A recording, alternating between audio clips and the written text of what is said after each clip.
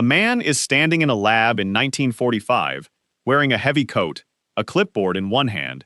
In his pocket, there's a chocolate bar he grabbed on his way out the door that morning. He's not thinking about food. He's thinking about radar equipment, about vacuum tubes, about a war that still has months left to run. Then he feels something wrong, a warmth spreading against his hip, soaking through the fabric of his coat. He reaches in, and his fingers come out covered in melted chocolate. He doesn't throw the coat away. He doesn't laugh it off and grab a napkin. He stands there, staring at the machine humming a few feet away from him, and asks himself a question that will end up sitting in almost every kitchen on Earth 80 years later. What just did that? Think about this. You've reheated leftovers more times than you can count.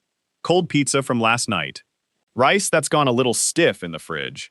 Coffee you made an hour ago and forgot about. Different homes, different countries, different decades since the appliance was bought.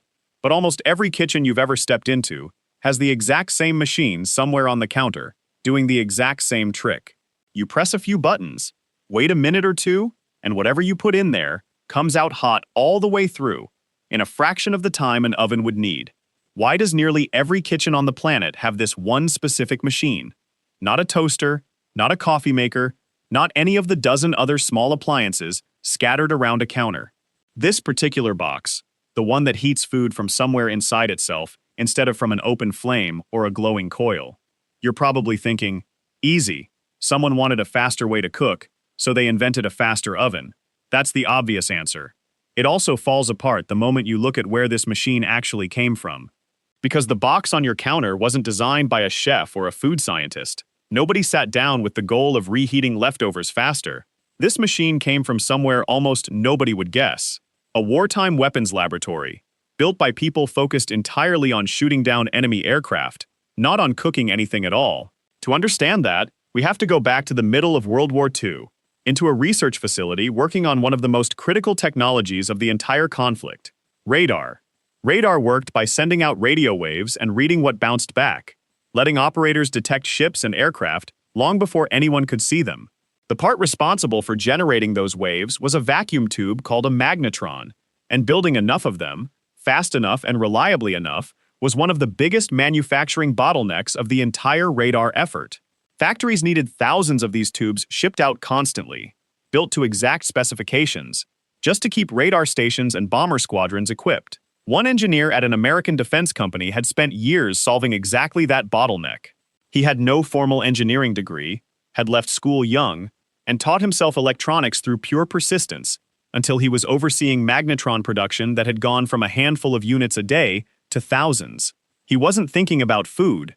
He was thinking about output numbers. Then, on an ordinary day in 1945, everything changed because of something almost embarrassingly small. Standing near an active magnetron, he felt warmth spreading in his coat pocket and reached in to find his chocolate bar had turned into a sticky mess. Most people would have written that off as bad luck with chocolate and gone straight back to work. He didn't. He hadn't felt unusually warm, the room wasn't hot, and the only thing nearby that could explain it was the magnetron humming a few feet away. So he treated the melted chocolate as a question instead of a nuisance. He sent for a bag of unpopped popcorn kernels and held them near the same magnetron. Within seconds, they started popping across the lab floor, something nobody there had ever seen a piece of radar equipment do. Encouraged, he pushed further, placing a raw egg next to the tube while a curious coworker leaned in to watch. The egg cooked from the inside out and burst directly in the coworker's face. That's the moment the accident stopped being an accident and became a discovery. Here's the actual science, and it's simpler than it sounds. Radar waves are electromagnetic radiation, and water molecules respond to those wavelengths by rapidly flipping back and forth in alignment with the wave. That vibration creates friction, and friction creates heat. Chocolate holds some moisture and fat. Popcorn kernels hold trapped moisture inside a hard shell, which is exactly why they burst. An egg, mostly water and protein, heats from the inside out, almost instantly once its molecules start vibrating. An oven works the opposite way, surrounding food with hot air that slowly works its way in from the outside, which is why a roast takes hours, even though the surface browns in minutes. What this engineer stumbled onto excited water molecules everywhere inside the food at once, cooking from the inside without needing the outside to heat up first. It wasn't a faster oven. It wasn't even really cooking in the traditional sense. It was a completely different physical process, one that had nothing to do with fire or hot air, born entirely from the same invisible waves military engineers used to spot enemy submarines from miles away. Once he understood what was happening, he built a metal box, sealed a magnetron inside so the waves couldn't escape, and started testing food on purpose. Within about 2 years, his employer had a working prototype ready to sell. And here's the part that makes even less sense the more you sit with it. Almost nobody wanted it. The first commercial version stood nearly 6 feet tall, weighed several hundred pounds, and cost more than most cars at the time. It couldn't brown meat or crisp anything, and it plugged into industrial wiring most homes didn't even have. A handful of restaurants and ocean liners bought units as a novelty for reheating meals quickly during service rushes. For years, this machine, that would eventually sit in nearly every kitchen on Earth, was considered, by the very company that built it, one of its biggest commercial failures. So what actually changed things wasn't a better idea. It was decades of unglamorous engineering that had nothing to do with the original breakthrough. Components shrank, costs dropped. Vacuum tubes that once needed massive power supplies got small enough to run safely on a normal household outlet. There was also a quieter problem to solve: trust. People had grown up understanding fire, a glowing coil, a flame you could see. This machine hummed quietly while food went in cold and came out hot, with nothing visibly happening on the outside. And to a lot of early buyers, that felt less like cooking and more like something suspicious being done to their dinner. Manufacturers spent years running in-store demonstrations and printing safety reassurances directly on the box just to make the technology feel normal, alongside engineering the small perforated metal window in the door, fine enough to block the waves from escaping while still letting a cook see inside.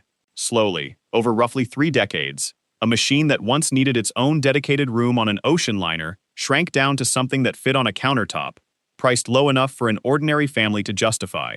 By the mid-1970s, more of these machines were being sold every year than traditional gas stoves. Within another decade or two after that, it went from a rare novelty spotted in a handful of upscale kitchens to something the overwhelming majority of households in wealthier countries owned outright, more common in many homes than a dishwasher. The physics never changed since that first afternoon with the melted chocolate. Everything built around it did, piece by piece, until almost nobody buying one today could tell you it started life as classified wartime equipment. So what if that engineer had reached into his pocket that day and pulled out something other than chocolate? A bag of pretzels, an apple, anything that wouldn't visibly melt or change. There's a real chance he'd have felt nothing unusual at all, gone back to his desk, and never connected radar waves to food. The specific snack in his pocket that morning may have decided whether this discovery happened in 1945, or sat waiting for years for some other engineer to get lucky with the right chocolate bar at the right moment. There's one more detail worth sitting with before we get to the ending, because it says something about how these things usually work. The engineer who melted that chocolate bar then went on to build the first working prototype, held the patent for the entire discovery, and for handing his employer a technology that would eventually replace stoves in millions of homes worldwide, he was paid the same flat bonus the company gave any employee for a patented idea: a few dollars, nothing more. He never saw a cut of the machine's eventual success. The accident belonged to him. The industry it created didn't. Remember that leftover you've reheated 100 times without a second thought about the machine doing the work? It was never designed as a kitchen appliance. It was a side effect of a weapon nobody planned on, discovered by accident in someone's coat pocket, and refined over 30 patient years before it ever earned a place on your counter. So next time that machine hums for 2 minutes, and your plate comes out hot all the way through, it's not modern convenience quietly doing its job. It's leftover wartime physics, discovered completely by accident, shrunk down and re-engineered by everyone who came after. You've heated 1,000 meals in it without a second thought. Now you know why.